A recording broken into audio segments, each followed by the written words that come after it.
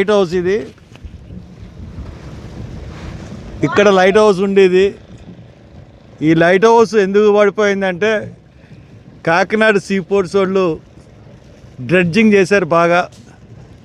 ఆ డ్రెడ్జింగ్ చేయడం వల్ల ఇక్కడ సీ అంతా కోసేసి ఈ లైట్ హౌస్ పడిపోవడానికి దారి తీసింది.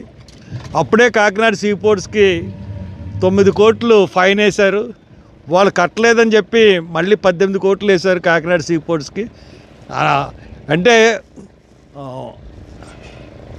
అంటే ఈవెన్ పోర్ట్ పర్మిషన్స్ తీసుకోకుండా డ్రెడ్డింగ్ చేసేసి ఇసుకని తీసుకెళ్ళి వాళ్ళు వాడుకోవడానికి ఉపయోగించారు ఇసుకనంతను. దాని కాస్ట్ 9 కోట్లని కట్టి గవర్నమెంట్ ఫైన్ వేసింది. ఈ రోజున ఈ లైట్ హౌస్ దుస్థితి ఈ రకంగా ఉంది. ఈ పర్యావరణాన్ని మనం కాపాడుకోకపోతే ఎవరు కాపాడతారు? ఈ వ్యాపార దృక్పథం గల సంస్థలన్నీ వచ్చి ఈ పర్యావరణాన్ని నాశనం చేసేస్తున్నాయి.